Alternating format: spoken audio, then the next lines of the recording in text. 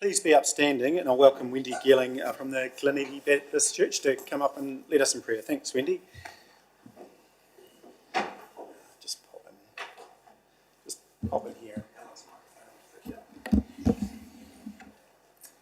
ora koutou, ko te tari a te kaumura te maunga, ko puri ora te awa, ko Ngāti Pākehā aho, no te tiki o maru, me Aotearoa, me ahi te reiria aho, ko Gleneagles Baptist Church, taku wharikarakia, ko Wendy taku inoa, no reia tēnā koutou, tēnā koutou, tēnā koutou katoa. Good afternoon, my name is Wendy. I'm one of the pastors at Gleneagles Baptist Church, and I have the privilege of leading us in prayer this afternoon, so will you join me? Almighty God, creator of the universe, we acknowledge that you are wholly good and wholly loving. You love justice and righteousness, and you ask us to join you in bringing justice and righteousness to your world. We thank you for our community leaders here today, for their desire to represent and serve the people of this region and to build healthy and resilient communities for all people. Lord God, your word tells us that those who listen to advice will be considered wise, and your word tells us that you give wisdom generously to anyone who asks you for it. So today we ask for your wisdom. As the business of the council is discussed and decisions made, may those here today listen well to the advice that is offered, and may they ask and receive wisdom from you in all their deliberations. Lord God, in a time and place where there are fewer and fewer examples of healthy disagreement, we pray for your grace and peace to be in this place, so that all matters can be discussed and debated in open and respectful ways, that all voices may be heard and understood, that all perspectives may be considered. Then, Lord, grant your wisdom and discernment to make the choices that will bring justice and righteousness, that will build vibrant and thriving communities in our region. Heavenly Father, may your kingdom come. May your will be done here on earth, in Timaru and South Canterbury, today and all the tomorrows, as it is in heaven. Amen. Well, thanks, Wendy. Please stay standing and please join us in our waiata. E re re a e aku ai Māori, e maringi atua kia koutou e. E re re a e aku ai Māori, e maringi atua kia koutou e.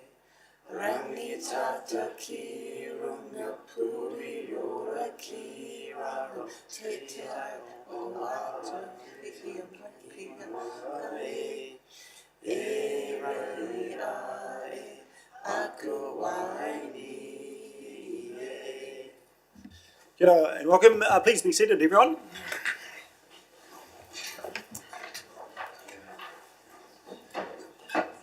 Thank you, Wendy. Really appreciate that. We'll go straight to the agenda team. Call for apologies. So I've got Councillor Stacey Scott and Councillor Scott Shannon, who are both overseas. I'm happy to move those. Can I have a seconder? Councillor Jackson, thank you. Put the motion. All those in favour, please say aye.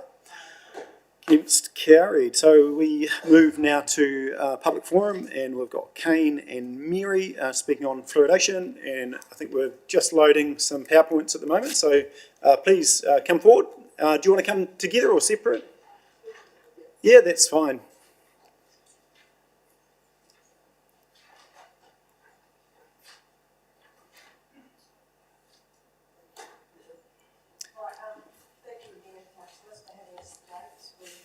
That's right. So I think you've been told anyway. We've got a combined sort of 10 minutes, and the councillors would have seen the slides. But by all means, go through them as you choose fit. And we've just got a pretty grunty agenda today as well. So, yeah. Okay.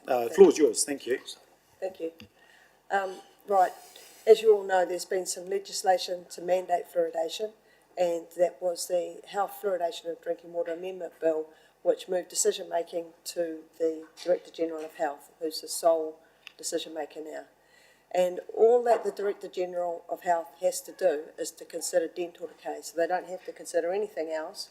And this is straight from the legislation, just says they need to look at the effectiveness of adding it with regards to dental decay and whether or not those benefits outweigh any financial costs. Now, the councils, if they don't do what the Director General says, are liable for a fine of $200,000 and $10,000 every day after that. So it's quite a serious issue. 14 councils have already been given a directive. None of them have actually started it yet, but they presumably will be starting in the next year or so. It's these councils here.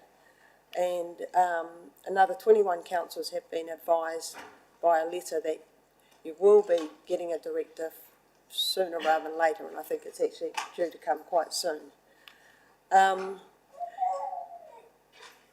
In reaching the decision, I don't know where that went to. I don't know why it went blank. In reaching the decision, I don't know why the screen's going off. Anyway, yeah,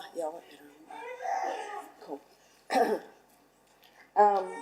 The Director General of Health in the letter to the council has just said that they've looked at the Cochrane collaboration as far as dental health goes, and the Chief Science Advisor's New Zealand report in 2014, and the latest update from the Chief Science Advisor.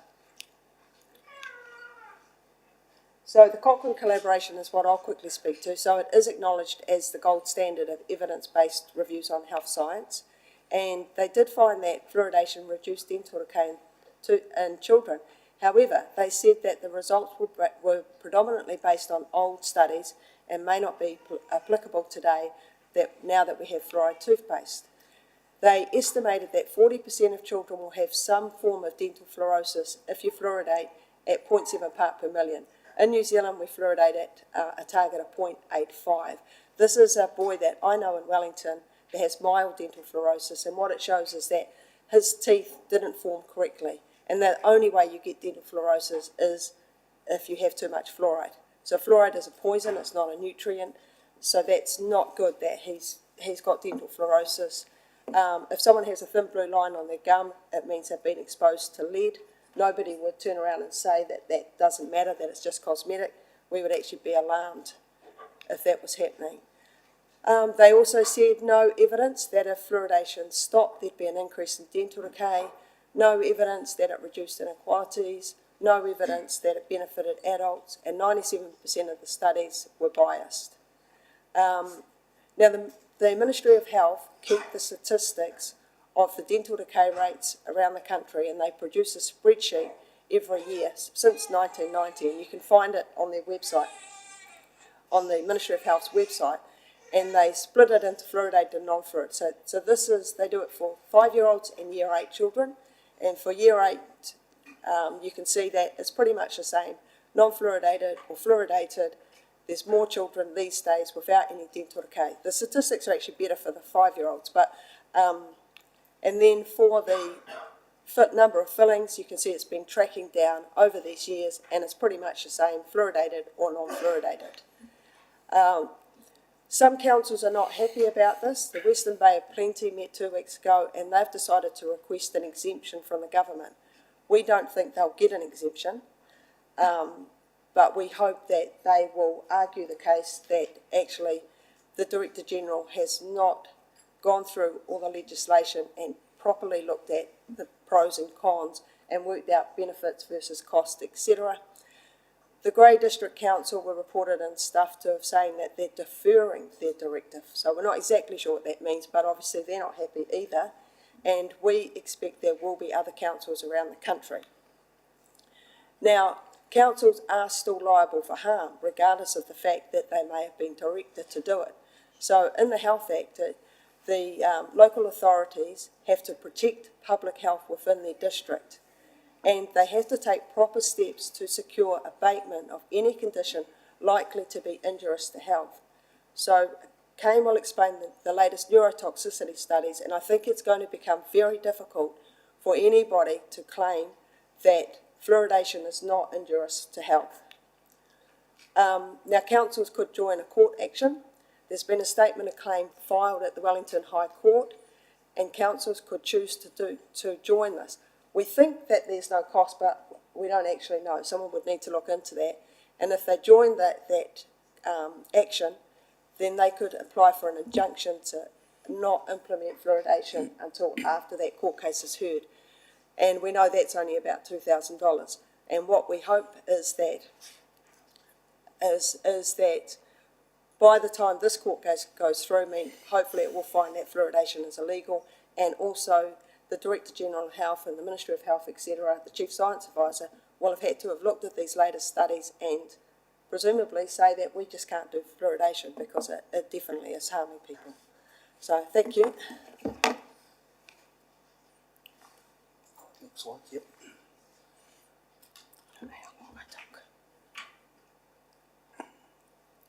So my name is Kane Titchener. I'm from Te Amutu.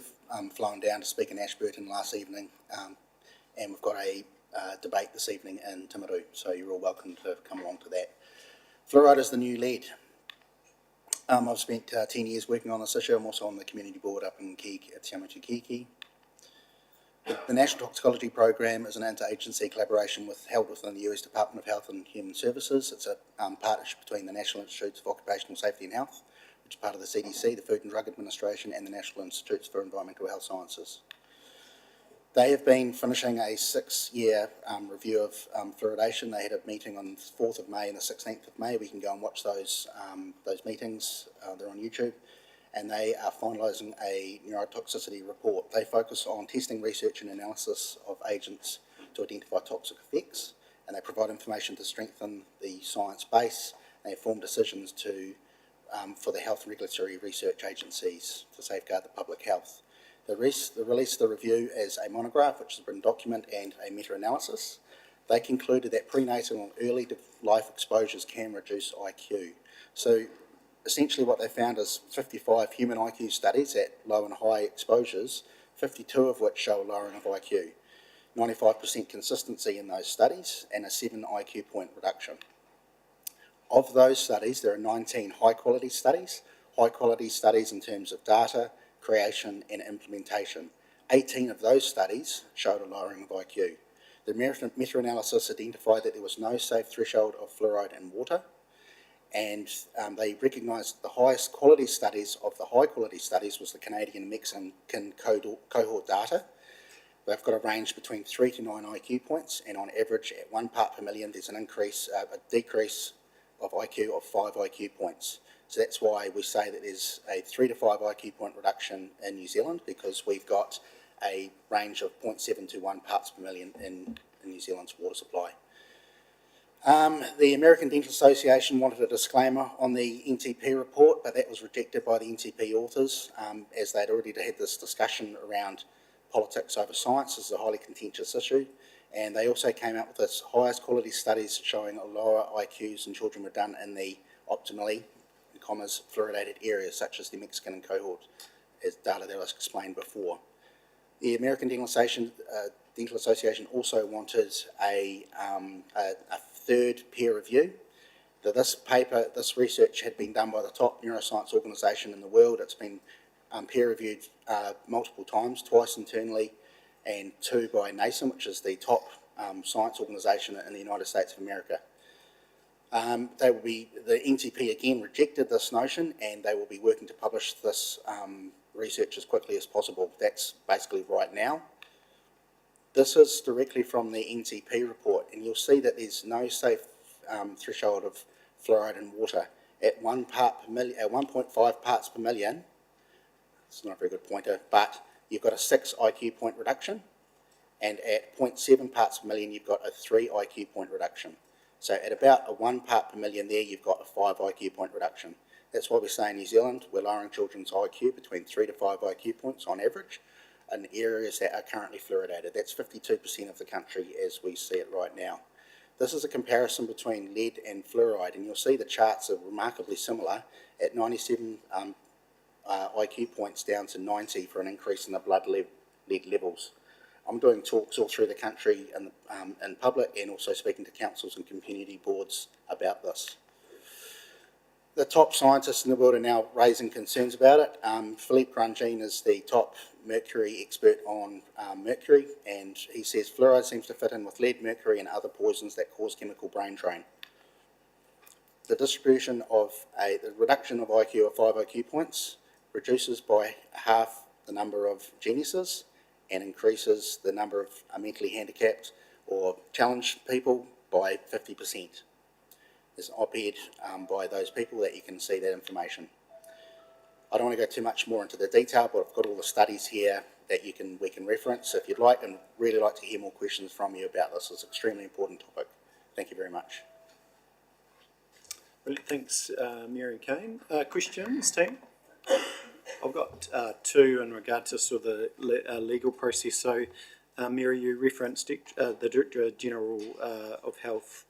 I think it was Health. It hasn't been through the cost and benefit. So, are you looking at a judicial review on that process? Because and then separately, you said the statement of claim in the High Court, and what specifically is the statement of claim on? The statement of claim, we haven't actually seen all the details, we've only been told it verbally. Eh? So New Health New Zealand is taking that statement of claim. So who, sorry? New Health New Zealand. Oh, right, So yep. we're not taking that. Oh, okay, gotcha. Yeah, and the lawyer is Lisa Hanson, so it would be best to contact her, and then you can find out directly. But they are challenging that the Director General hasn't actually done due process, I suppose. Yeah. And Kane, what's some of the feedback you're getting around the country when you're meeting with councils and community boards and what have you?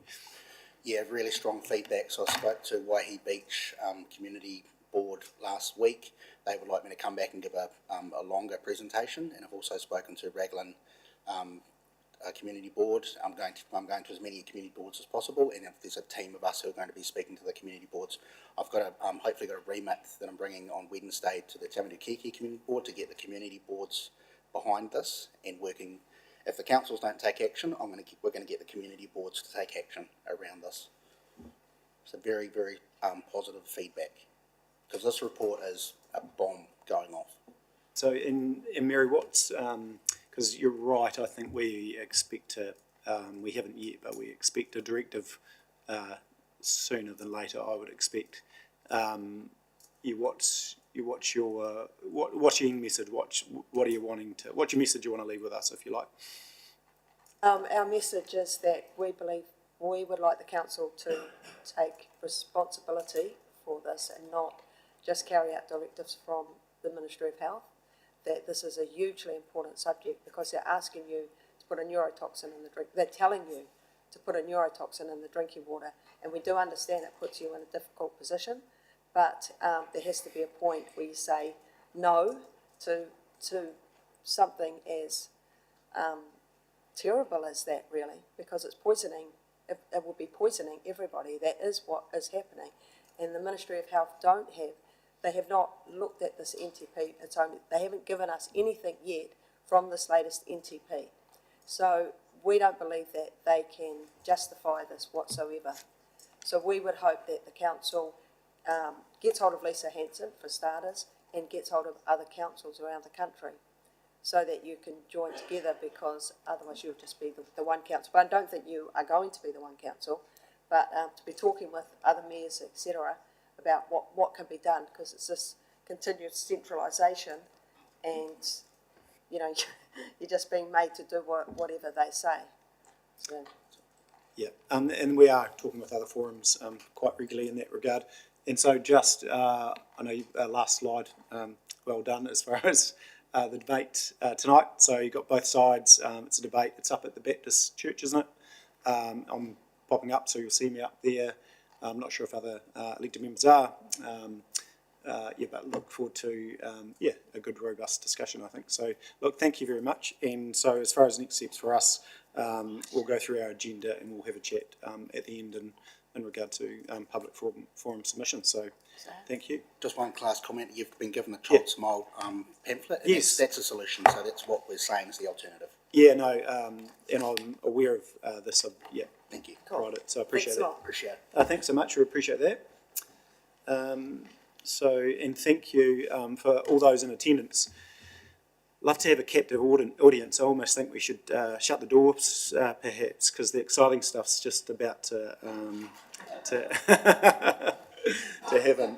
But we are just about to kick into annual plan and resolution for rates. So you're more than welcome to stay because it is a public meeting. But if you want to slip out, you are also more than welcome to do so.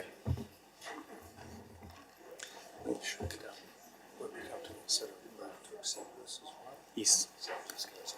Yeah. Yeah. It's actually,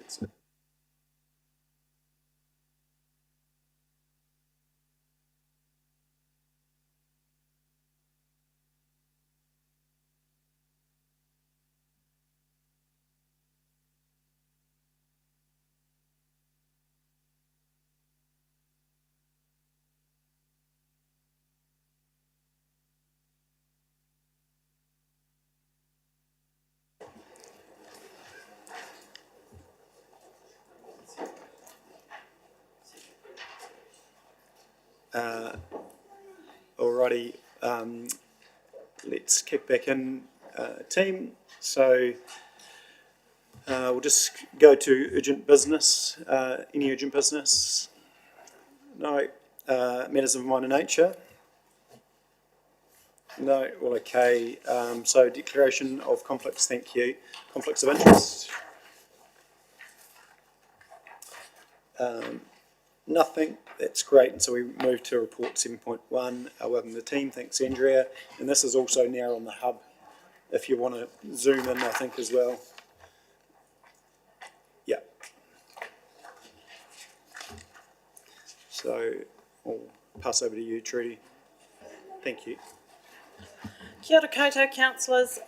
First of all, welcome to the adoption of the annual plan. You've had a journey to get here of 2 workshops, 2 meetings, 1 consultation, 1 deliberation, and you have a star player of the day on the team, which is Councillor Pye, and her questioning has brought to light some things that I will cover off during this report. So before we began this annual plan, we actually had some financial and funding implications that were taken into account. Those included funding and financial implications. The budget was discussed throughout both the 21st of March 23 council meeting report and the 4th of April council meeting report. Factors influencing the strategic environment continue to have an impact on council's financial forecasts, work program and the ability to deliver. The draft budgets endeavour to account and adjust for some of this uncertainty. The long-term plan has also set out several significant forecasting assumptions that are used in the development of the draft annual plan. The following budget assumptions have been followed in the development of this annual plan.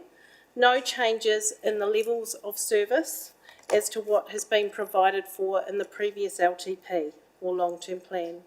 Compliance with the debt to revenue limit of 210%. So for every $100,000 in revenue, council can borrow up to $210,000, and that is a self-imposed limit at the current stage. Compliance with revenue and financing policy, which specifies matters such as the rating framework and funding of depreciation, and targeted rates will be maintained or increased from the current 2022-23 levels.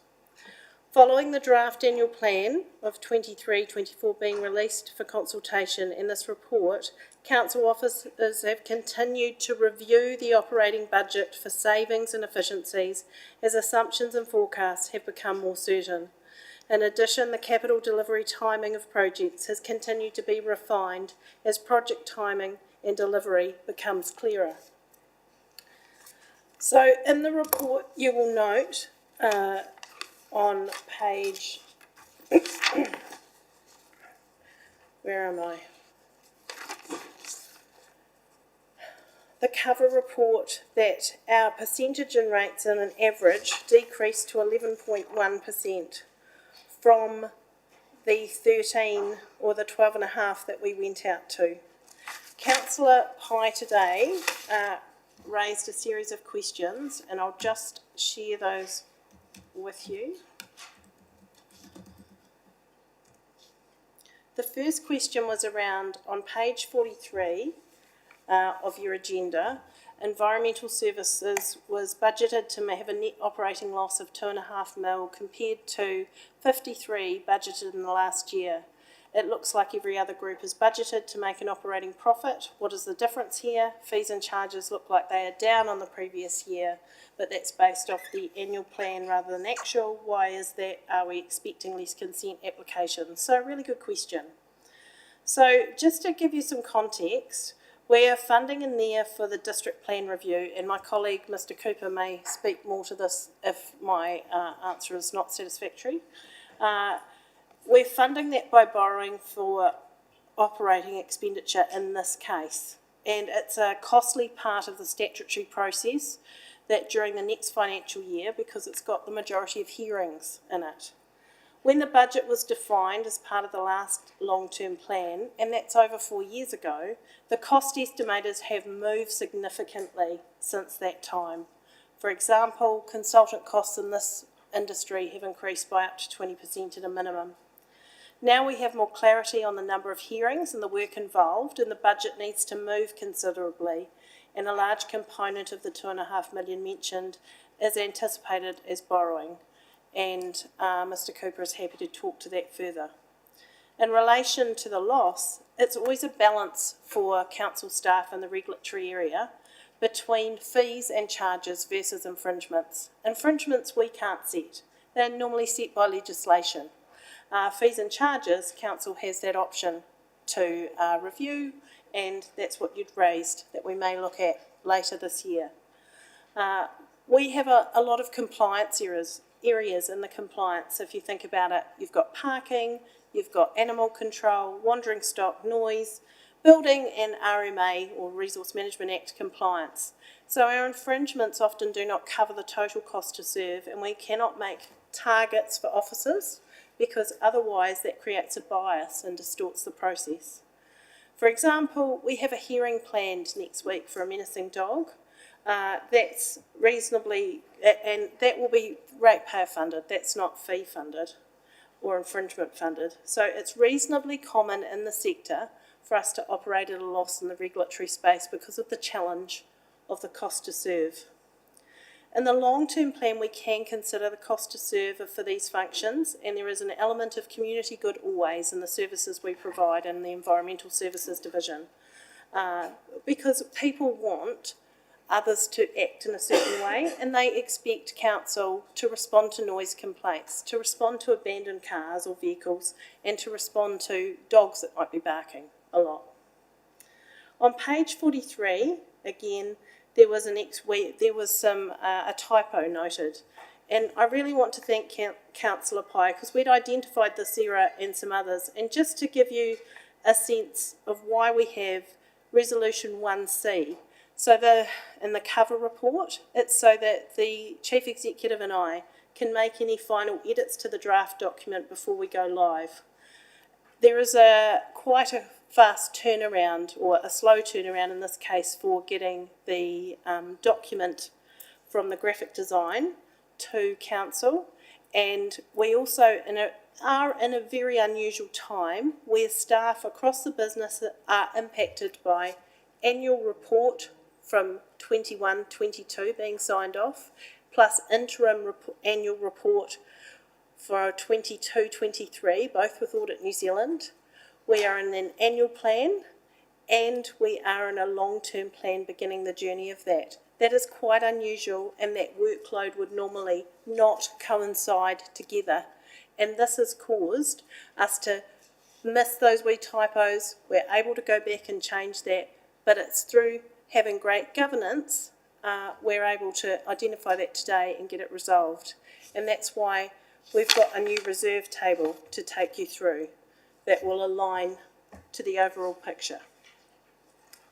So on page 86, that leads into in the dog control reserves, there was some spending that was coming out of the reserve of 657,000 that was identified in our draft annual plan. In actual fact, that's a typo, and we've resolved that. just so you understand, dog control fees fund and maintain the dog control service and the pound or animal care facility. We have this reserve so that if we do have any increases in operational expenditure related to that activity or to capital CapEx spend, for example, say we needed some new fencing, we have that available.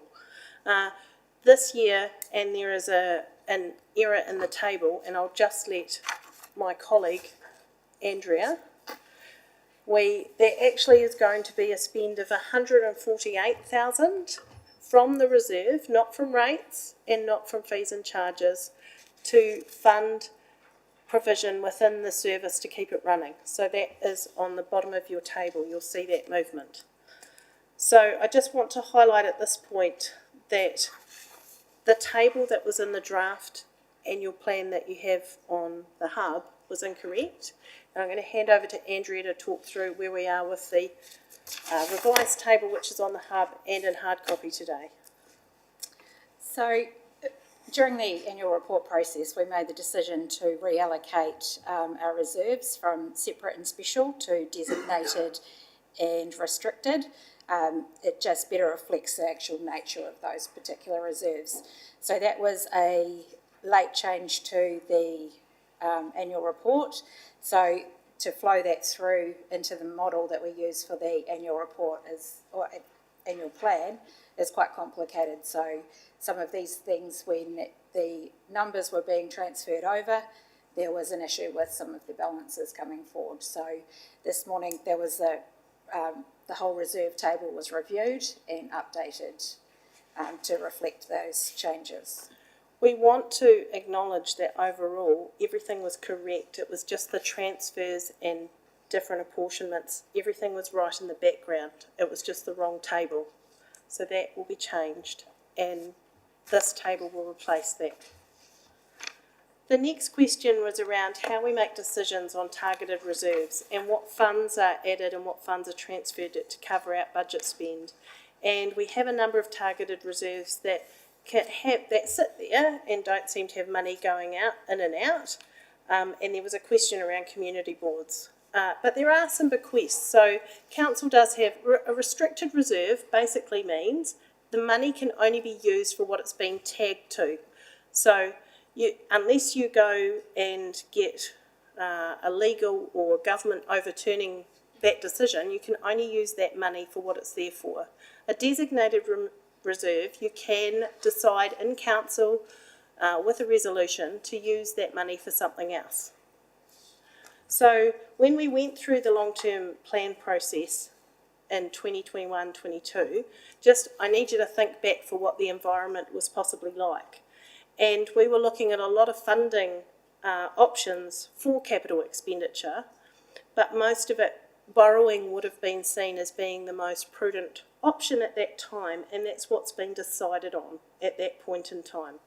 And that does fluctuate, and the Chief Executive might want to make further commentary if I've gone off track, but essentially those decisions were made at that time. We are coming into the next long-term plan and we can decide to look at these differently. We can take a strategic lens and say, actually, there are some small reserves within our libraries, for example, that may be used for different literature.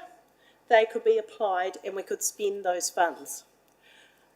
That is an option, and that is something that we talk about when we look at a project or we look at how we're funding a service. We look at all the different options, whether it's reserves, whether it's rates, whether it's borrowing or a target rate, etc., etc. So I hope that clarifies that. Is there anything you wanted to add, Mr. Curran? Yeah, thank you, Trudy, and through you, Your Worship.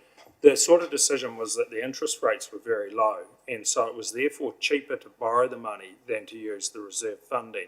We've managed to mitigate that to quite a reasonable extent in terms of our hedging. So what you see is that we're in the money on the hedging, and so it has generally been, and the way the funding model was set up through the long-term plan was that it would be cheaper to use funding, borrowed funds rather than reserve funds. And that we're still quite well in the money if you look at our gross interest versus our interest expense, we still have quite a margin there as well, which means that our financing costs overall, because of the hedging, haven't changed, even though the individual interest rates have gone up. We've received more hedging income as well. So that was essentially the driver and the reasoning. Yeah, 100% question, Michelle. So can you use those reserves retrospectively or not?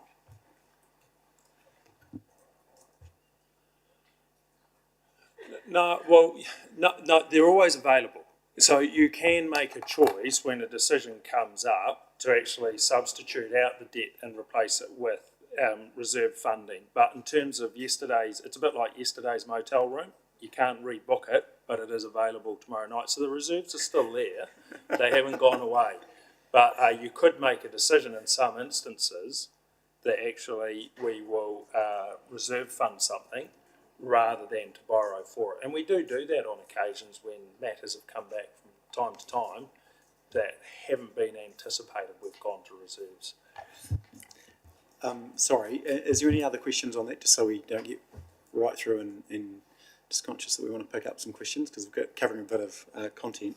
But just one really quick one. It's actually on the bequests and it's slightly off topic. But we're effectively getting our internal rate of return for bequests.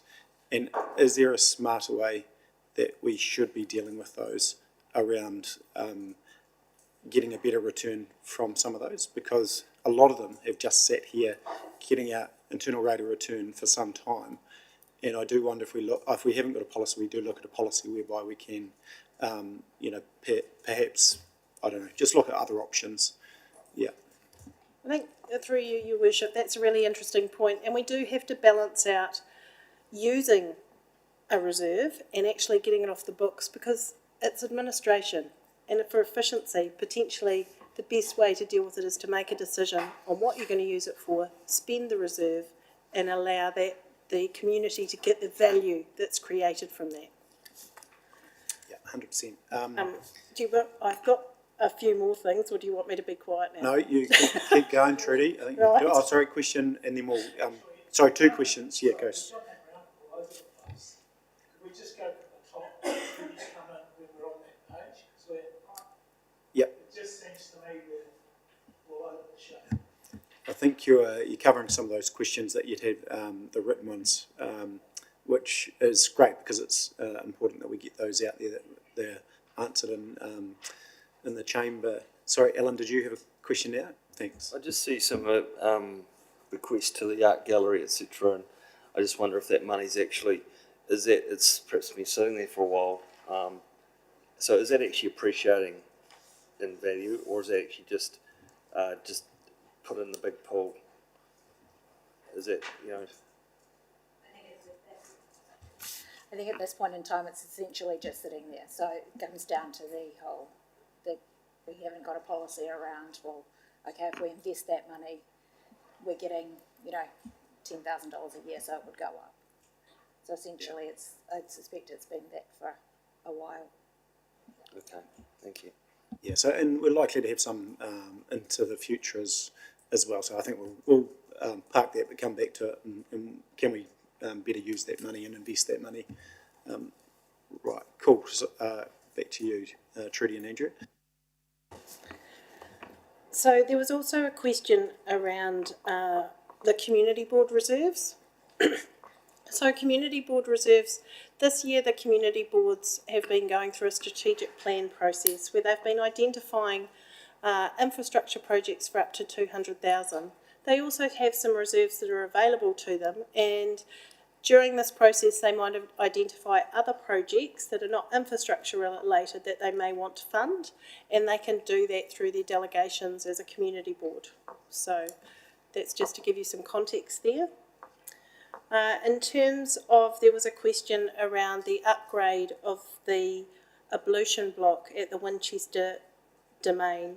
So that relates to the camping ground, and that's why it's being rates funded. But that is a commercial enterprise, and down the track when the lease is due for renewal, then it'll be reviewed with having a new ablution block to recover those costs.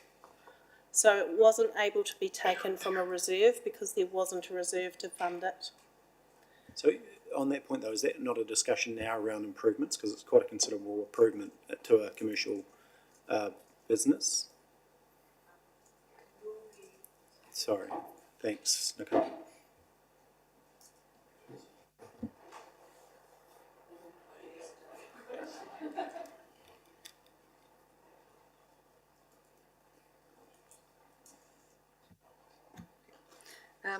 Thank you, Your Worship, councillors. Yeah, in answer to that, the ablution blocks have been on the cards for quite some time, actually, and we need to do the work. We've set those funds aside, but we have an issue with the school, who actually own the sewer system and also have their own worm system for active use of waste. And we have to tap in and connect to their sewer system. So we're waiting for the Ministry of Education to say yes. We've had lots of to and froings. Philippa Steins, in her previous role here, spent most of last year with lots of meetings on site. We are trucking waste away reasonably regularly from the Winchester camp, and our lease means that we, as a landlord and an owner of the land, we have to provide those pollution blocks. So the money's there, we haven't spent it yet, but we are now very, very close to being able to provide those new blocks there because of the amount of people that I use in that campsite. Coming back to your question, that's the time to review the lease. Yes, there are improvements there, most definitely, but we'll have to review the lease, which are very, very basic in these regards for the campgrounds. They're not as commercial at a high rate as they could be. I think that's the opportunity when they do come up for renewal final to relook at them. Camping grounds have been struggling, this one in particular, and it now houses a lot of people who actually don't have anywhere else to live. There are some permanent people and permanent people that moved from the campground in Temuka when we had those changes last year and the group sold up. A lot of the permanent people from the Temuka campground moved across to the Winchester. So it needs a review on quite a few fronts because it is becoming a reasonably permanent campground situation, as well as still taking people on a nightly basis or a week. So but the numbers certainly have increased there, which is why an increase in the ablution block facilities is required. So I just signalled that this would be part of our long-term plan and the activity management plan that Ms Timoney puts in place for camping grounds, if that makes sense. Because it's an activity that council manages and we have an activity management plan to support that. So just for clarification, each of the camping grounds, other than Pleasant Point, is leased out to a management structure. What they then do with it within the realms of our district plan, and otherwise they have to follow all of those rules, but technically then what they do on site, we provide the base facilities as part of the lease agreement. And yeah, the exchange of the ablution block is one of those upgrades. Thank you. Any further questions? I'm happy to park that for further discussion later on. All okay with that? Yep, cool. True. You'll note that on page 91 or page 101 of your agenda, that the affordability measure of total rates will increase, well, total rates increase will be less than 7% plus inflation. So I just need to acknowledge to the room that we don't use the CPI. So the CPI was around 6.7 at that time, at the year-to-date end of March. We actually use the Burl figures as part of our assumptions for the planning going forward. The Burl figures were 2.5%. So if you add that brings, or 2.6, that brings us well under, so we haven't met that objective, but that's the why behind it. At the time, officers did raise this with Taituara, that the Burl figures were quite light on inflation, but this was what was agreed as the industry standard going forward. Did you want to comment on that, Mr Chief Executive? Or Question though, no, not all councils, because if you look back and we had a lower rate increase last year, which was reflective of Burl, but some councils did reference CPI versus Burl, and so not everyone's actually using Burl, are they? Through you, Your Worship, I think when the long-term plans are set, Burl is the standard that's used in terms of the cost of increase of that we deal with in the sector. And so because we've used that and it's an assumption that is signed off by the auditor, we feel compelled really, even if we felt as we did strongly on this occasion, as a number of councils did, that actually it wasn't representative of the true costs. That was the assumption that we had built our models on, and therefore it's one of the challenges we're stuck with, those assumptions that were cast back in 2021. And while they updated the number, it was that we would use the Burl adjusters in our models. So it has created some challenge, because we think, like many others, that in actual fact it's run considerably higher than what they projected. Yeah. So then there was also a question raised around the community works and services for stormwater costs based in each community, and a question around Temuka having a larger increase, higher than Timaru or Geraldine, but previously Timaru was a lot lower. So just to understand those drivers, when a level of service is set for what is expected in an activity, that is what staff are working towards to provide as one of those key assumptions at the start. When that activity has been reviewed, the activity or the business unit manager and the group manager of infrastructure have had to include a price increase for that activity, which is what is factored in. Then what happens is our revenue and financing policy defines how things are rated for in different boundaries, and that takes into account the rateable areas for those boundaries for those ratepayers. So basically what happens is you get the cost to serve for Temuka and you divide it by the number of rateable units, and that's how you get your rate. So Timaru has economies of scale. The more ratepayers you have, the less you pay. So that's just a little bit of understanding. That's one activity in particular, but you may see that with some activities. But remember, we were working to the assumption that we wouldn't drop the level of service to the community. In terms of, I'd also like to point out there was, and we note that there was an error in the fees and charges on under the planning area, and it was missing a line that should have said land use consent monitoring fee for a single site inspection, 2 hours of a monitoring office, and it will be a monitoring officer, and it will be paid at the time of lodgement. That will be corrected for the final version. And finally, where do we show our transfers out of reserves, and how does that all come into play? And I have to say, sometimes in local government it does feel like you're going through the complicator. So I've tried to explain, I'll try to explain this, but Mr. Chief Executive, jump in if necessary. So we're required by statute to produce and provide a financial impact statement, or FIS for short, to explain why we plan to complete capital works plus depreciation for future renewals or asset replacement. The FIS does not easily translate exactly the source of the funding, just the why. So is it a renewal? Is it an increase in level of service? Or is it to maintain a level of service? So then in the reserve section, from pages 72 to 78, we show what's going in and going out, but we've replaced that with this table. And I think I've said enough, so I will go forth with questions. Thanks, Trudy. Questions? And in regard to the FISs, we'll probably, I'm sure we'll cover that in detail with the long-term planning process as well, so there'll be ample opportunity to get yourself up to speed if you're not.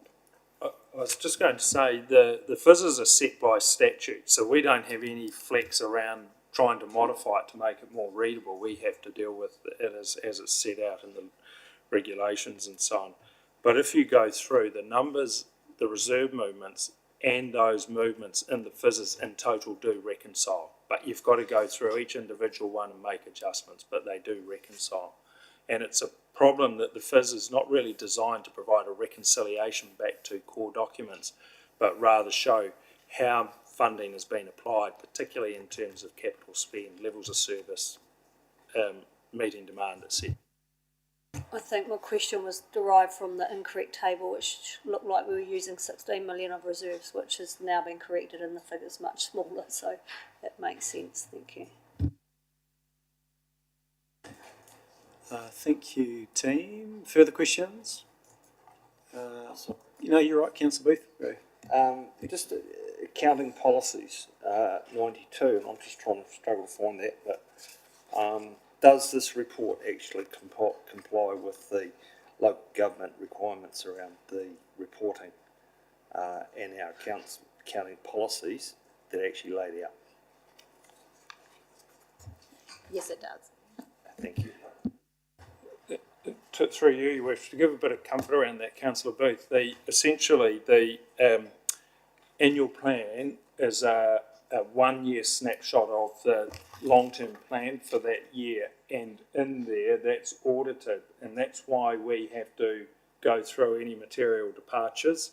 And so back to the Burl issue, that would have been a departure from one of our assumptions if we'd said, we're going to use a different inflation adjuster. So we've got to stick quite closely to what we agree here, and that does include the accounting policies and the way we present and measure items in the balance sheet and the P&L, or statement of comprehensive revenue and expenses.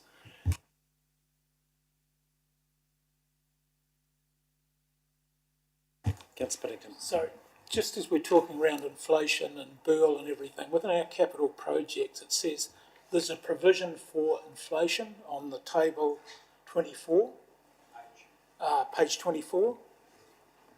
There's all the colourful dots. I'm just wondering what rate of inflation that is, or are we changing ourselves by using a Burl prediction there as well?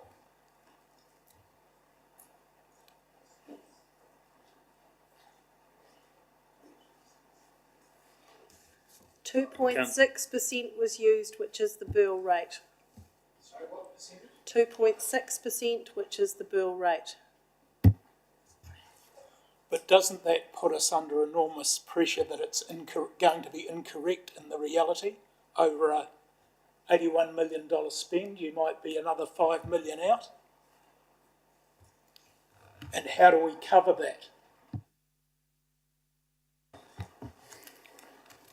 That's an interesting question, and it is one of the challenges that we have when we come and look at the cost of projects, but what we first seek to do is manage the project within the fiscal envelope. And in some instances, and Mr Dixon I think could come forward, there are projects and there are contracts where in actual fact our estimate of the cost of the project doesn't actually, we do get it for less. So while there's a swings and there's a roundabouts, we have to put in a number, and we have to put in a number that has been audited, is verifiable, and to your point, we do go through these projects, we do look to cost them, but on some projects we have actually come in, and I think you could list somewhere that savings have been not insignificant, Mr Dixon.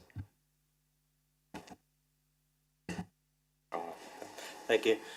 Yeah, there are projects who have come in under budget. We just actually signed one off today, which is the South Street Bridge renewal, which was under by about quite a few $100,000. So landfill project also was well under. So the projects are costed based on the rates of today, effectively. So it's not just a blanket inflation adjustment made from previous. We actually do recost them and say, right, this is what our best estimate is, and we put it into the annual plan. Yeah, 100%. Thanks. Just while you're there, Andrew, to stop having to down. The capital projects at 90 million for the year, 81.7. Does that include the carryover of projects we haven't completed this year? Or does that go on top of that number? No, the 91 million includes carry forward. So we sort of looked at our program in advance and said, right, what projects are not going to be completed, and we've added them into the annual plan. So they are there, yeah. On that, what was sort of the value of the carryover? Because I guess I'm concerned that it's great to have that number, but are we going to deliver it? So how many million in project did we carry over this year? Ballpark. Through you, Your Worship, it says on that page 16 of the, but it's page 24 of the agenda. 26, my apologies. Approximately 15.3 million is for project work that was initially planned to be completed in 22-23, and that will now be planned to be delivered in 23-24. So 15.3 million. Yeah, look, and I think we'll acknowledge that we're ahead of a bit of a bump in the road, very much so in regard to that vertical build, because we were doing really well for a couple of years, and then the last year has been a challenge. So the challenge for the team will be to get that the wider team, governance and officers, to get that back on track. Also, I just wanted to talk briefly to that. It's interesting if I look to the last sort of 3 odd years with the tenders that we've signed off for some time, they were under, and then we've had a period of, sort of over budget, but the last few have been under again. So it'll be interesting to see if that continues to trend under or it rights itself. Who knows? But yeah, that's quite positive. But I certainly take your concern around that point around inflation, and I think that's going to be a key one as far as that discussion for LTP again and financial strategy.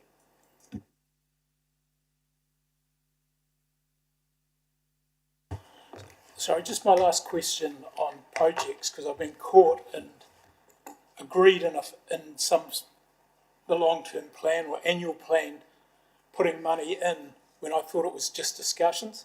I've got concerns still around that 5 million for the farmers' car park, why we would even have it in the budget if it's safe, and there's other things to do, because I went there at 2 o'clock today and I think there were 9 cars on the level 3 of 42 parks.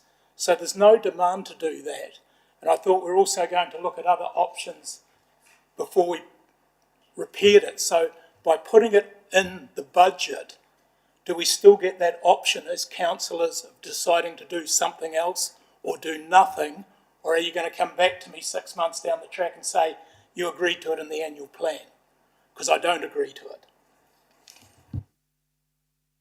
Yeah, look, my expectation on that one is it's provision only, and that although it isn't in the budget and needs to be there, it would have to come back to council for any decisions, and I assume there's still some water to go under the bridge as far as what those decisions are likely to be, but happy to take some commentary from the officers.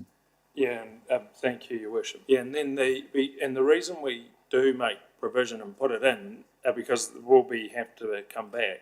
But if we then haven't put it in, then you have a discussion as to why was it, if you had knowledge of it, why was it unfunded, and did you not have into the budget an appropriation to manage that issue if you had a reasonable expectation. Now, the auditors, I think, are going to require that there is some sort of provision made as well, and that therefore has to be put in. So there's a range of reasons why it goes in, but it doesn't mean that the decisions have been made. What it means is that there is funding available should a decision be made to progress that matter.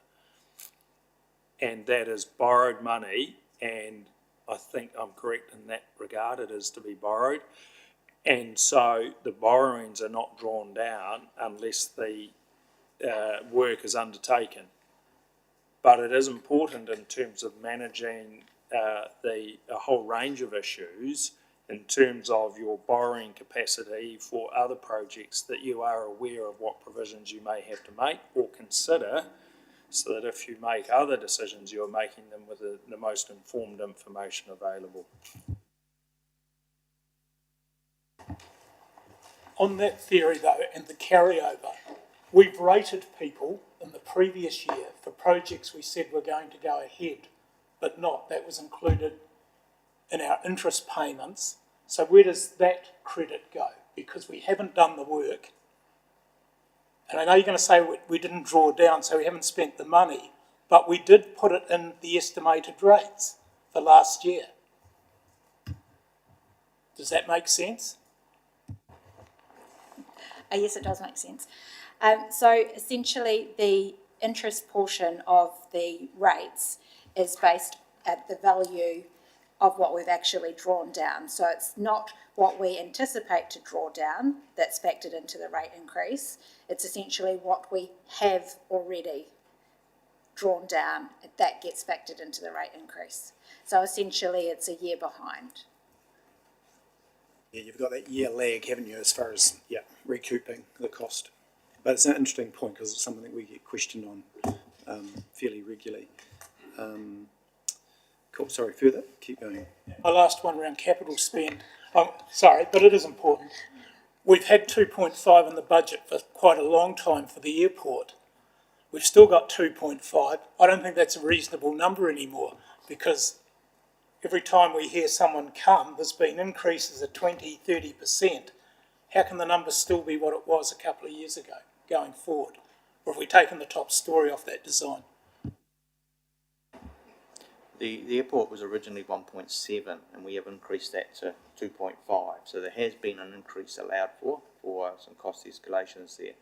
And the plan is we'll be going out for procurement very shortly for design services, but we will basically stage that development to fit the budget. That is the plan. So the initial 2.5 million may not be the full scheme, and it will include an upstairs, but that upstairs may not, most unlikely be fitted out. So we are planning for the future. It's likewise we're providing provision for aviation security, AVSEC, to be present, but that won't be fitted out yet because we're not doing that at this point. So we're effectively creating a box to allow for the future, but not all that fit out's going to be done. I think on that one, I think actually we probably need we could get some value out of a public workshop just to get everyone up to date again around what if decisions have been made and where everything's at with it, because I think it's just been parked for some time. It's been some time since we've talked about it, and there's probably some value in us having a good conversation on that one again. Sorry, I'll go back to you, Councillor Piddington. Last one. I'm uncomfortable with that theory where we don't actually tell the councillors what it's going to cost. We'll have a surprise for you later on when we finish it off. I'd like to know when we do these things what it's going to cost, including all the fit out, everything in it. Because we go up and then say we need another 2 million the following year. Well, it should be included in the cost, surely. Well, we are embarking on the design, and then part of that design we will get some accurate costings, and that will definitely come back to council at that point. But it has been signalled in the long-term plan a staged approach, so there is further funding in the long-term plan for these additional things. So we have sort of tried to give a costing for the entire project.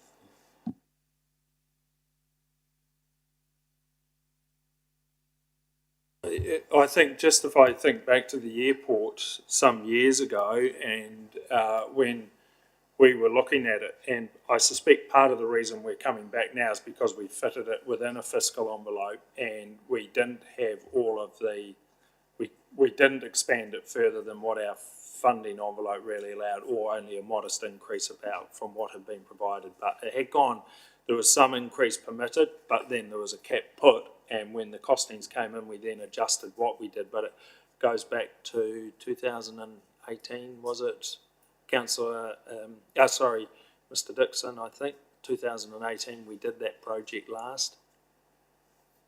Yes, we had a sort of a bit of a master plan that included, the resurfacing of the runway, the extension of the apron, and this is just we've got a plan there to move on to the terminal. The terminal is currently at its capacity. We gave council an overview of that. It is basically not meeting the fire regulations at times if you get 2 full flights coming in on the midday.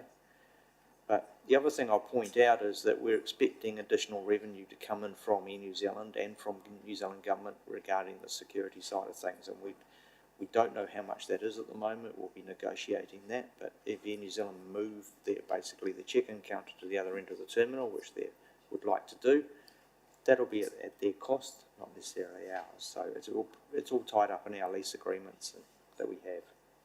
So there will be additional revenue coming in. That's cool. So look, I think we do need to just get everyone back up to speed on that project, and even just a walkthrough maybe on site, because I think that would benefit.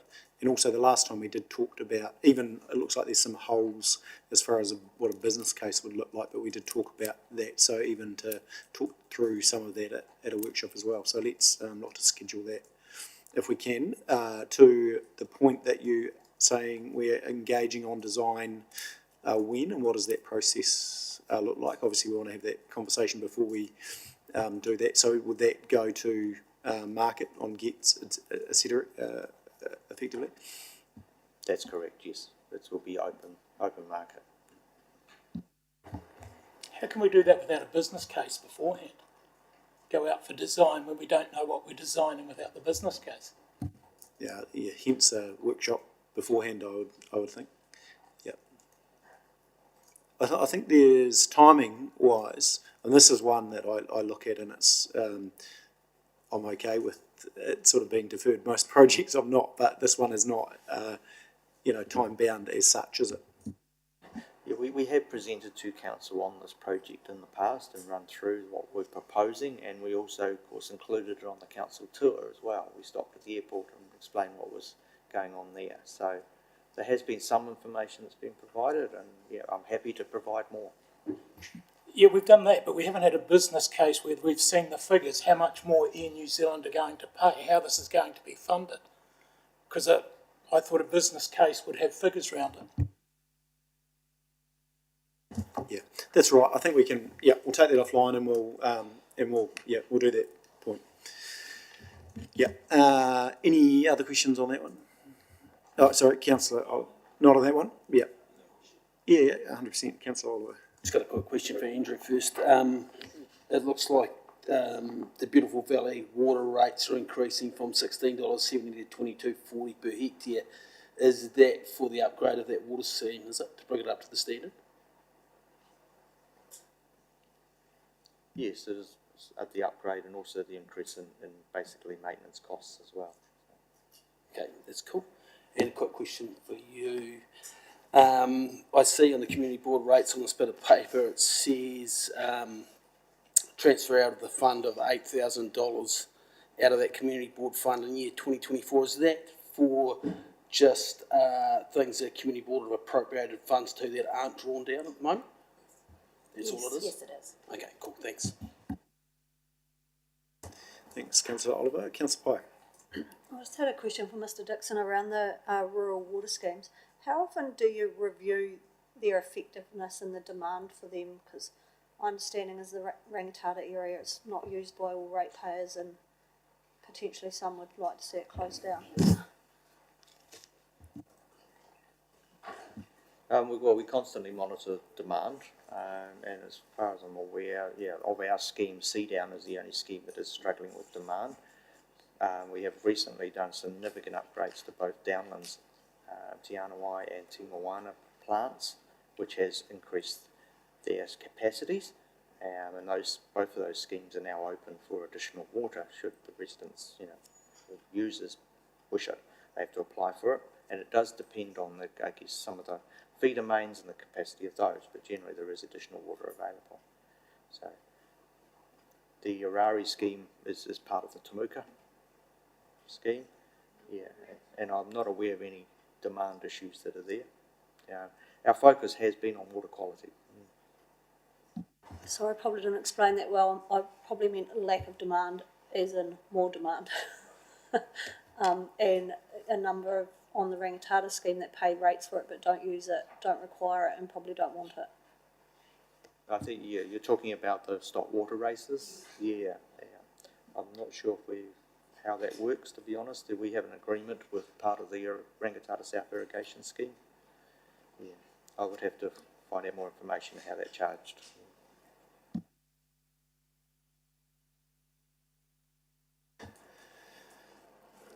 Yeah, no, 100%. Councillor Pye. So I just have a number of questions around the debt cap and the debt, but I'll just maybe go one at a time. So with the debt cap, is it the total debt or the net debt? that the cap relates to. Net debt. So then, when we use, the policy refers to operating revenue, so do we take out one-off grants? So if you look at this year's operating revenue compared to last year, there's about a $15 million, from memory, difference in grant and subsidy money received. So if you assumed that was one-off, that seriously changes the 2.1 debt cap. And sorry, I said I'll go one at a time, but the reason why I ask it is could we get ourselves into a position where we go really close to that debt cap, and then the following year our revenue drops substantially because we don't receive a grant, and all of a sudden we're outside of our debt cap? Yeah, Chief Executive, thank you. Yeah, thank you, Councillor Pye. These are really questions I think need to be really well drilled and understood by everybody because they're critical, and it might also benefit from a workshop. Look, in essence, you're quite right. So when we did some of the reports, we noted that in actual fact the debt to revenue, because what happens is we use a revenue to net debt ratio of 2.1, as you've identified. So with that 128 odd million, we actually did eliminate 15 or 16 million by way of report, and said that actually the ratio was closer to 1.95 than it was just on this raw number. So we did adjust that out and make people aware. At the moment, I think the net debt ends up at about 205 million against an adjusted cap of about 245 to 250 million at the end of 2024 is roughly the number. Then the other calibration I think that's really important, and this is where I think is the Fitch rating one and how it impacts our rating with Fitch. And they have a payback ratio, and I think I'm looking for a nod or a shake from Mr. Rivet here, but I think the ratio at about payback ratio of 9, then we run a risk of losing our current AA minus credit rating, which is worth something because of course it lowers our interest rate. So I don't think there's a problem in this year, and you've still got some headroom, but I do think it's really important that there is a clear understanding about the importance of revenue and maintaining that revenue, the effect on the debt cap, and then also calibrating that against the Fitch rating metrics, which influence and ensure we keep a pretty good investment grade rating for a council of our size. So I don't know if that helps to answer, but we're not in danger of it this year. But you're quite right. If you eliminate some of that funding, and it is about 15 million, it does bring the ratio closer to the ceiling of the self-imposed ceiling of 2.1, because you can actually go to 2.8. But at 2.8, you would then be running into challenges with your Fitch payback ratio. So there's it takes a few moving parts to sort of be managed.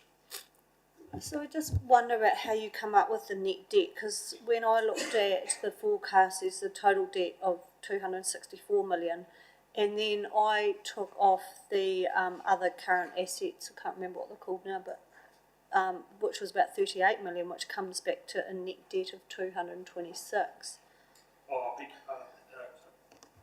Sorry, yes. So beg your pardon. It is. It's 264. Sorry, I was referencing a prior year. Yes, 264 minus about 38 plus 5.5, so say 43.5. So you're about 220, and on so around about 220. Now that does lower the ratio, and that was why in our report we said it was 1.95 was a closer ratio, because we adjusted out around about 15 million from the operating revenue because it wasn't guaranteed as recurring. So quite correct, yes. So when I did the calculations, if you use the income as reported, 2.1 is 270 million, so there's a bit of a gap between the net debt and that. But if you took out, say, 15 million, you come back to 238 million, which is quite close to a net debt of 226. Through you, Your Worship, I actually have to go through all of the numbers to come to that, because when I look at those adjustments, I'd have to work out and work my way through them all, and then against the net debt to come to it. But I do know, what I can say is that the ratio is considerably higher when you make the adjustments than if you calculate it just off the raw numbers in the financial statements. So the financial statements give a slightly glossier picture than I think is the reality because of that non-recurring debt adjustment. That non-recurring revenue adjustment. Oh, yeah, I guess that's my point is, in my view, we're sailing a bit close to the wind if we have that non-recurring income in future. Yeah. To the self-imposed limit, yeah. Yes. And that's not normal though, is that, that extra revenue effectively via, what have we got at the moment? We've got the landfill and some others, but I can't recall seeing that in the past, in my time. The extra revenue effectively of the likes of the landfill, etc., that's uncommon, isn't it? It's normally more balanced. Yeah, what through to you, Your Worship, what we adjusted out in terms of the additional revenue was, I think, was it some of that Waka Kotahi funding, ministry, the Theatre Royal extra funding, the balance. It was that sort of funding that we took out as a non-recurring revenue. That was the sort of funding, and I think when we added it up, we came to about $15 million was the number.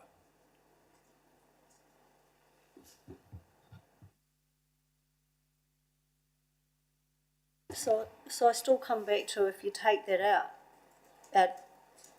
the revenue times 2.1 would only be 238 million, and our net debt is 226, which is not a lot of gap.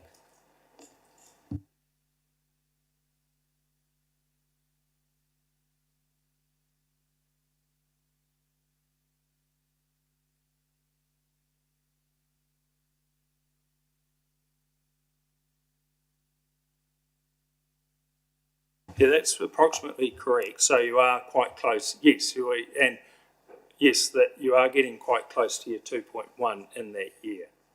Yeah. I know your annual plan's quite regulated on how you present it, but in future, do you think it's good to present those figures quite clearly and how we meet, or have we got that in there? Because maybe I didn't read it closely enough to see that quite clearly presented how we are against our financial strategy.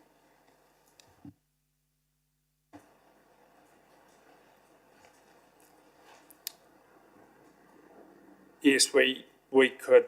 No, and so we were working out. Well, we can't adjust the financial statements.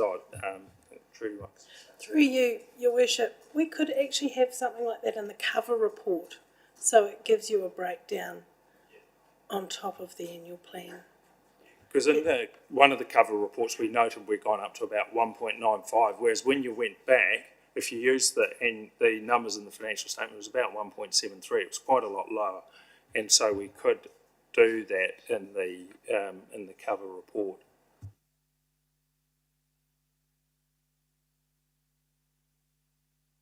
Sorry, I'll go to Councillor Booth and then back to Councillor Oliver. And sorry, everyone else is okay over this side? I missed anyone? Yep.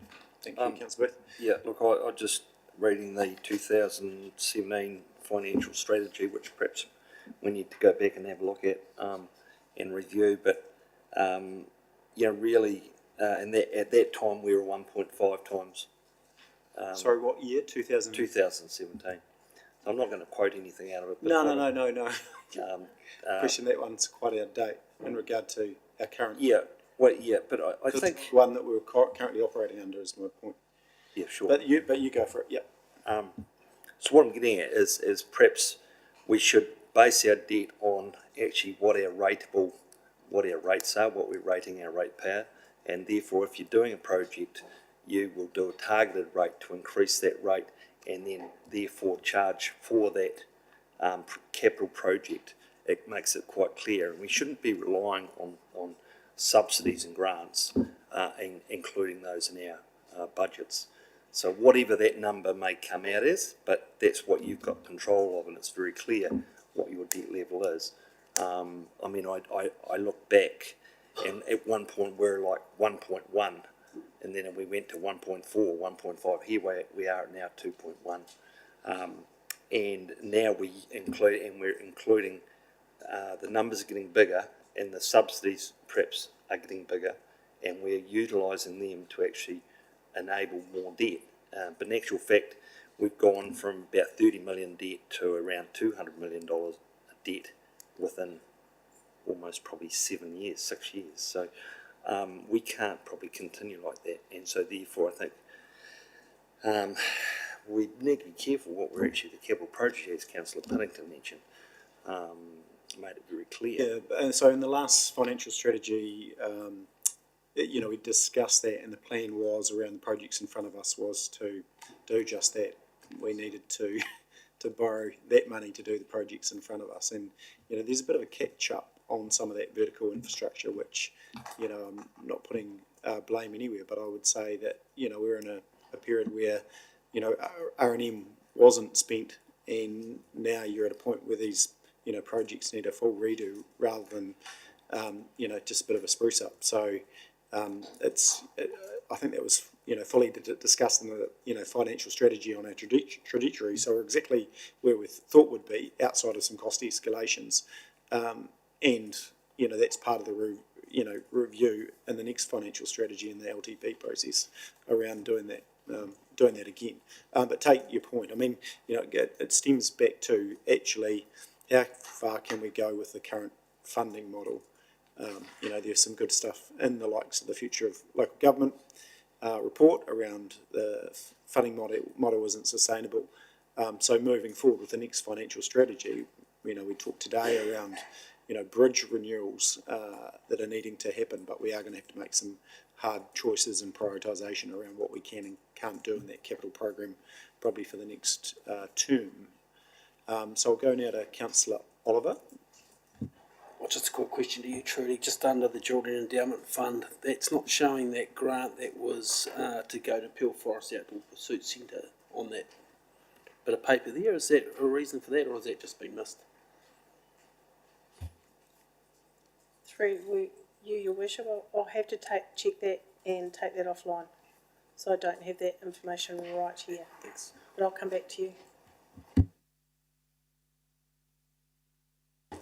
Go to Councillor Burton and back out.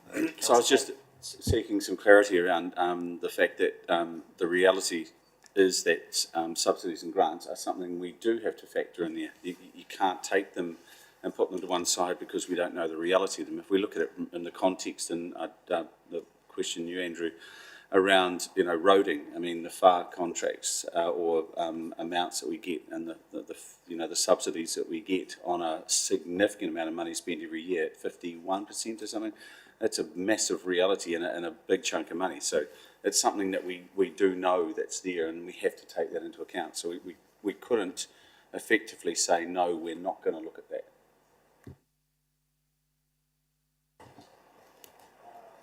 I think Councillor Pye and then Councillor Whittington, thanks.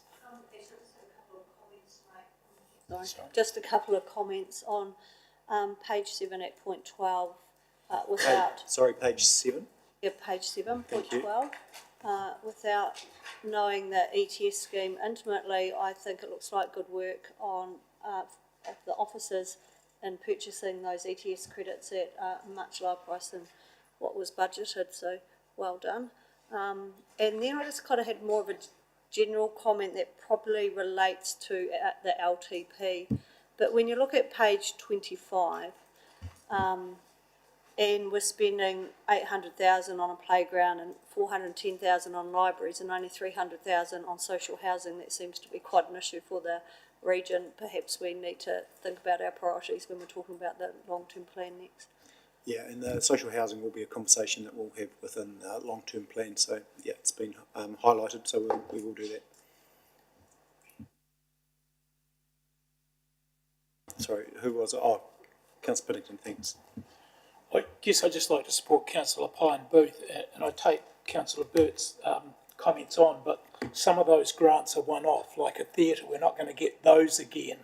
So it would be good to have those at the forefront when we make our decision to spend 2 million here, 5 million there, because if you took this year, we're 5 million over in spending, that gets us down to within about $6 million of our debt cap. So we just need to treat things a wee bit carefully. Just two other questions. Yeah, no, go for it. Well, and 100% agree, because it's the one-off versus the ones that, you know, the far rate that we're getting every year. And occasionally it doesn't, not front of mind. Just on page 47, I just had, I think it's page 47, hang on. Oh, yeah, page 47, South Canterbury Museum, the Heritage Hub fit out spending $790,000 this year. I just hope we're not going to spend any of that till we make the final decision on what it looks like and where we're going with that. And why does that sit outside the project if you've got a fit out cost of a building? Normally that would be part of a project cost. It's kind of a sly way of slipping another mill in. Yeah, the fit out always did sit outside of. So going back, I think even to when the decision was made back in, but you know, yeah, 4 years ago or what have you. I'm pretty positive, but you're right. I mean, someone could look at that and think, oh, it's creative accounting. We'll just put another line somewhere else, but it was always outside of. So yeah. Nicole, happy to take comment, but you'll have to jump up to a microphone. Thanks. Yeah, please. Thank you.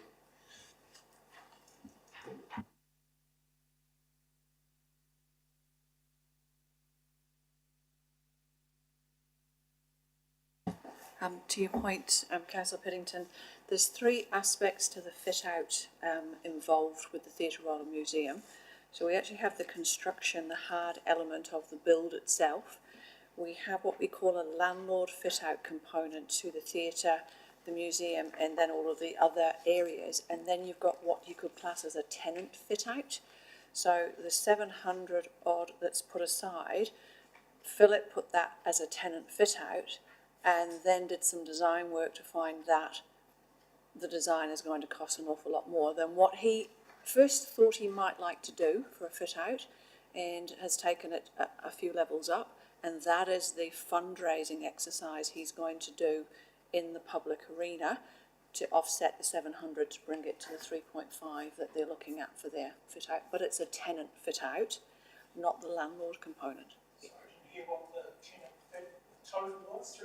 3.5 is an estimate of the cost, and most of it is coming from, they've actually already fundraised quite an amount of money, and the 700 is the contribution from the tenant to that. Yep. That helps. Brilliant, thank you. I think I'd covered this side, hadn't I? Back to Councillor Booth. Is there anything else that sits outside the 57.1 current budget that's would be attributed to the Heritage Theatre work? No. Thank you. So car parking, everything's included in that regard, isn't it? Ceiling, Yes. etc. Yes. Yeah. So it's the total package. Yes. Thank you. Yep, Councillor Piddington. Probably the easiest question of the day on this wonderful long sheet we've got. The Fairview Halls, I take it, minus $8,000. How can they be negative, and how do they get back to the positive?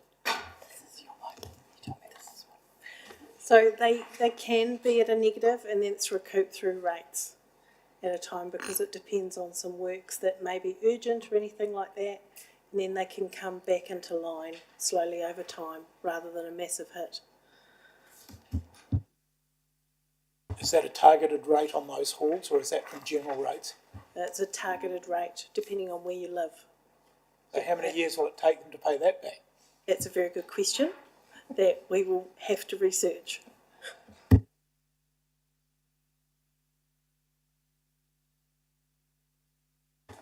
Councillor Booth. Are we having a general discussion about if any of the charges? Can I bring some of those up now, or we? Yeah, we can work certain things, through or- them if you like. Because a lot of those I had sort of taken as we'd taken, added the 5% on some of those outside of those exceptions that we talked about last time. But happy to dive into any specifics if you have. We can do that now. Yep, sure.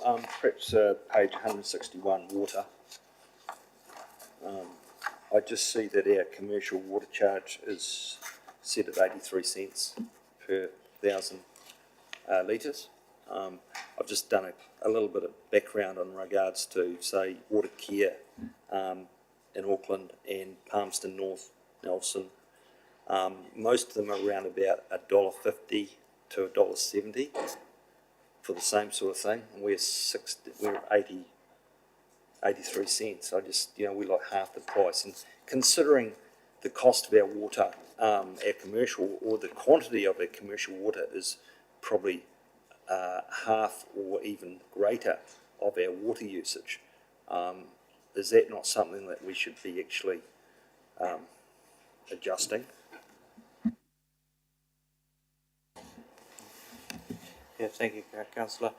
Basically, the way we set the water charge is the same way as we set the rates. So we look at what our costs are and then seek to recover those costs. So we look at, well, the estimated consumption, which is reasonably consistent every year, some ups and downs, but we look at what is the forecast consumption, divide that by the costs effectively, and that's how we come to it. I fully acknowledge the water price is very cheap. Part of that is because a lot of our water is basically from source to plant by gravity. So we don't have the large pumping costs that other councils or cities have. Yeah, so we're very lucky in that respect. Just, if we, Three Waters evolves, you can be sure that the new entity will be charging a commercial rate because they're going to have to. So I just wonder whether we should be charging a management fee or some sort of fee that we could get a little bit more money. That was probably where I'm getting at. I think where the conversation could be quite real is around who benefits from microfiltration and the investment in that. And so that'll basically be post LTP. So it's a conversation we could probably have around that specific rate in the long-term plan. So I think that's, sorry, not wanting to part all the conversations, but I think that's probably where it fits and would be a good place to have it.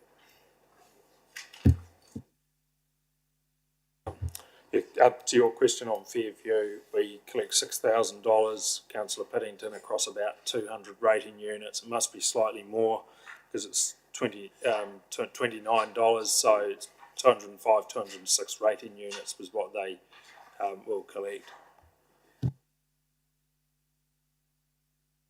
Those sort of rates are all in our funding impact statements, but it probably takes a bit of orientation to understand where they are and how to find them in the totals and so on. But yeah.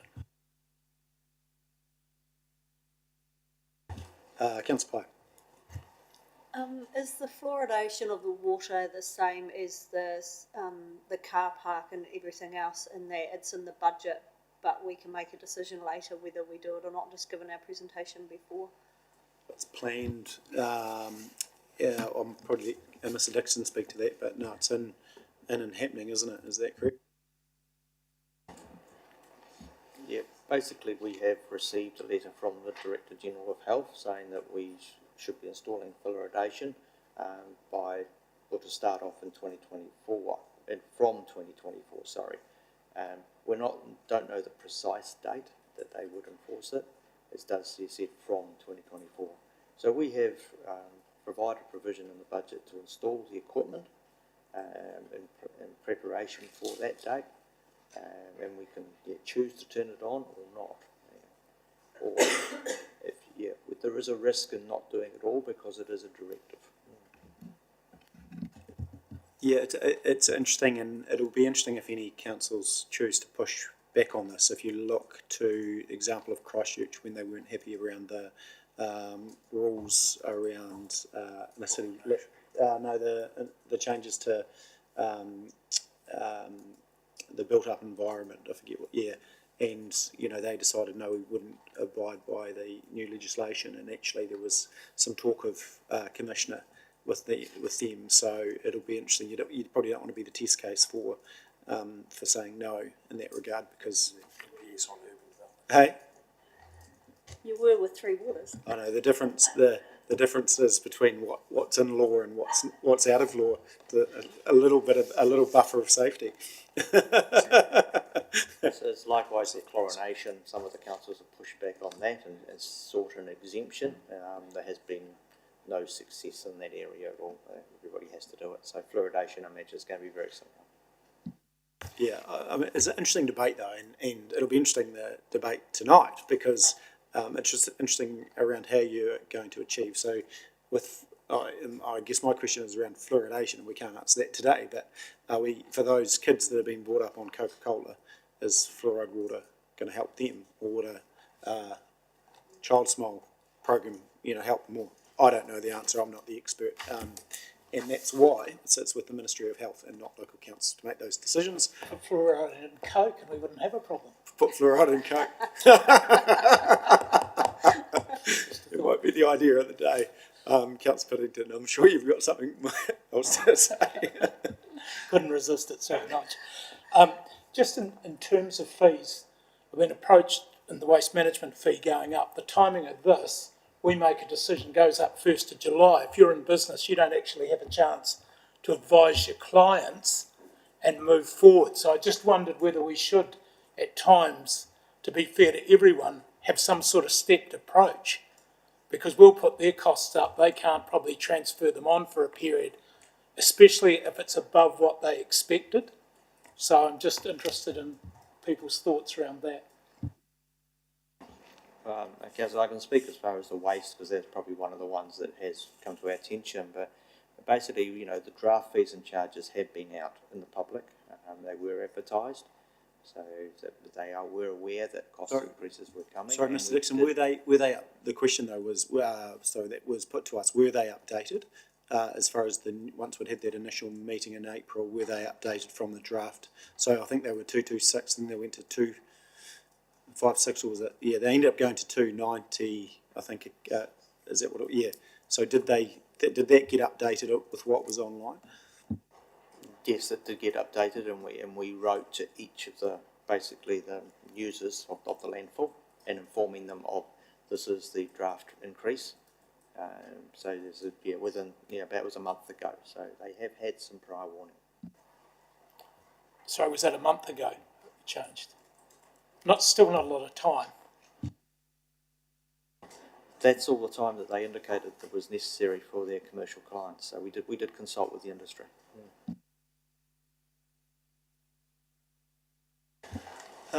Councillor Booth. Looked on page 29, just examples of the rates increase.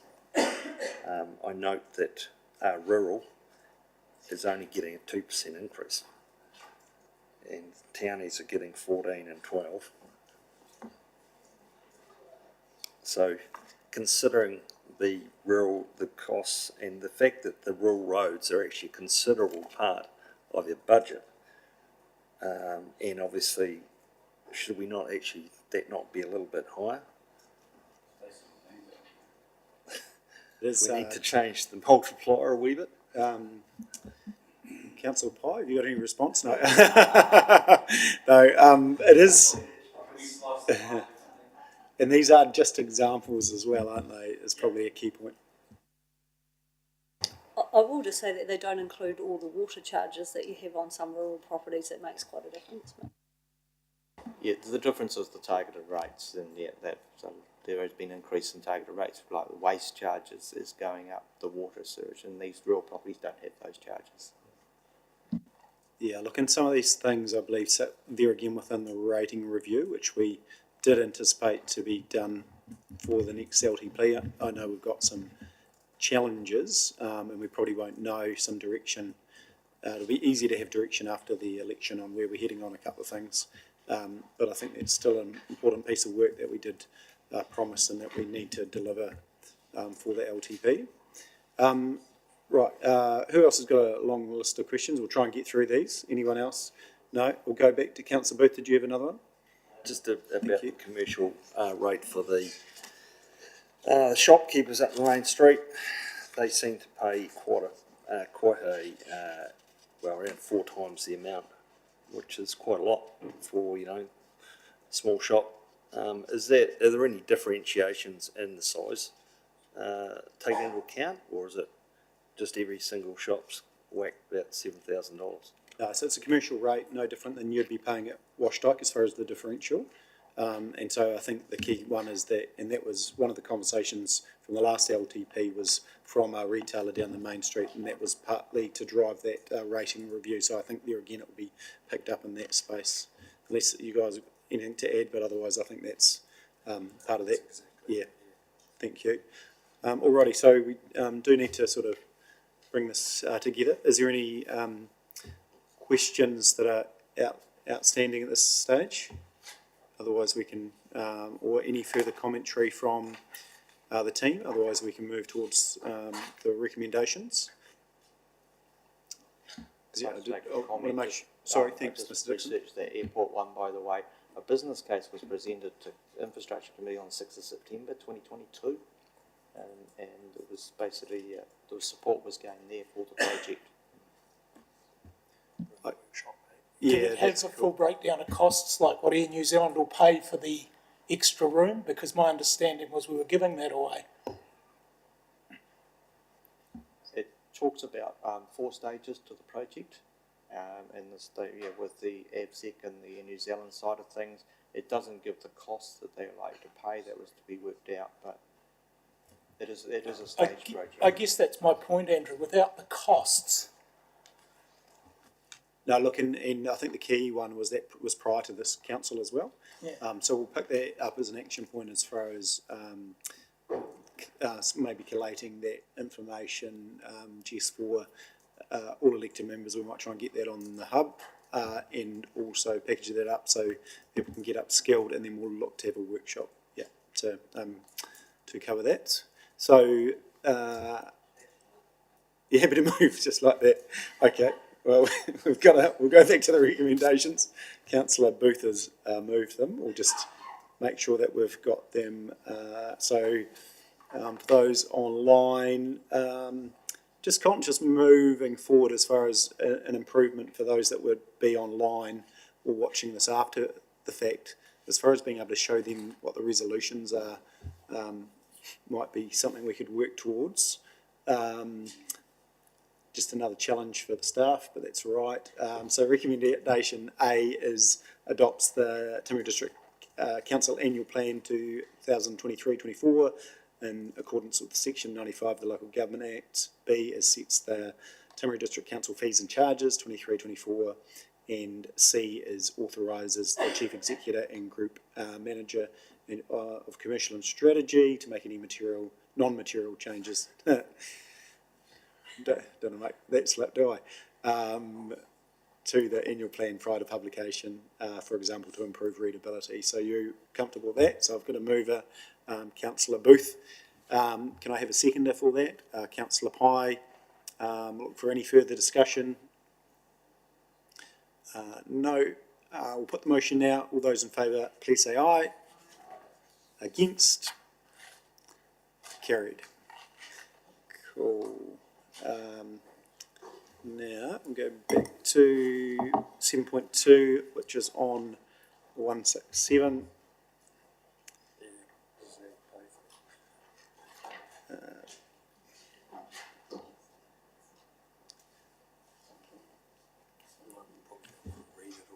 Yeah, some good reading in that.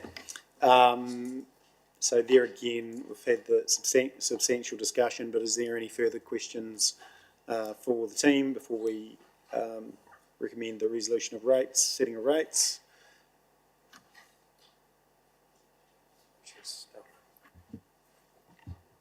Just note, Your Worship, obviously a really important resolution. given that it collects our rates, and just a matter of process, it must always come after the annual plan because you adopt the annual plan, and then this is how the rates will fund it, so that's why it follows afterwards.